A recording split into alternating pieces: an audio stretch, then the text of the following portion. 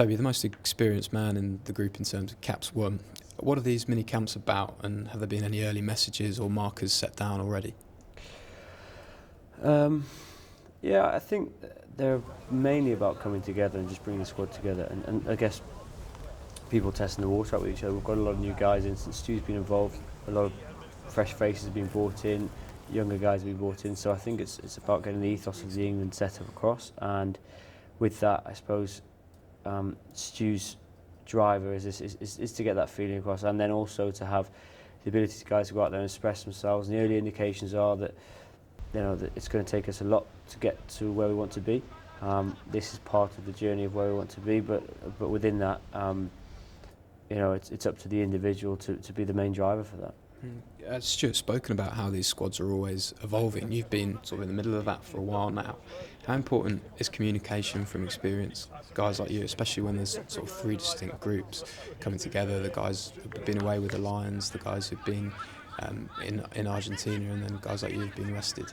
I think the crossover is never really a big issue because actually we know each other really well. We know each other from the Premiership, and a lot of guys have spent a lot of time with each other either through the age groups or just in this team.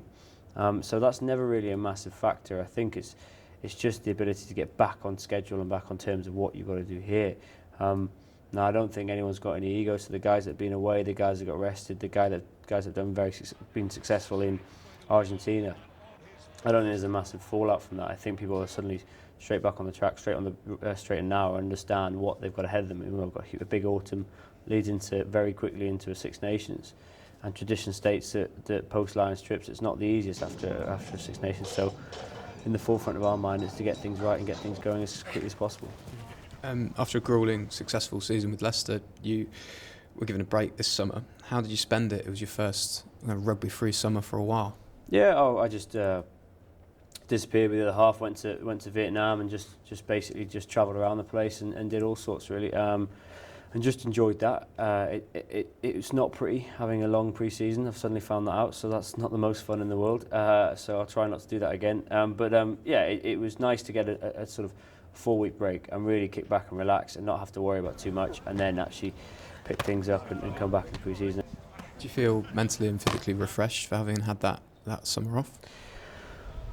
As much as you can be. I think there's a raised eyebrow now when you're chatting to guys about playing their first pre-season game, and the fact they're 2 games now away from the start of the Premiership game. It doesn't feel like that long ago, and I'm sure for those guys in the Lions trips and those guys that have gone on tour, it certainly feels a lot shorter than it is for me. But I do feel as refreshed. I do feel good. I feel as though it's been a fun sort of summer, as it were, and then actually had a bit of time with the guys. So yeah, as best as I can, it's been good.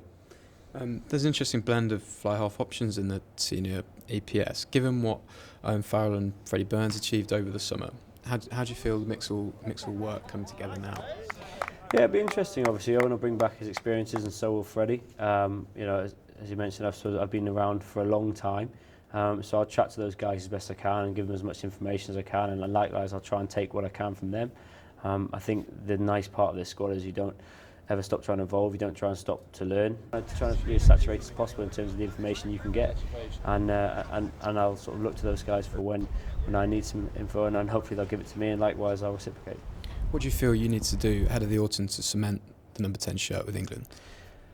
Look, that isn't even, and it sounds terrible really, but it's not even on my radar. At the moment it's about having a good couple of games for Leicester pre-season, going into that first game against Worcester and just dealing with that. I know there's 8 games to that, and also I think you're aware of what you need to give to your club, the respect and the sort of the kindness they've shown to you in terms of standing by you and what they've done for you in terms of off the summer, giving you a little bit of extra time when you need it. For me personally, and looking after guys, I think it's all about Leicester at the moment, and of course it's in the distance, but the forefront of my mind is solely based on Leicester, and I know that's the standard sportsman's answer, but actually it always is true, and you can't really go for that. If you start getting lost and looking for a tree, you get lost in the woods.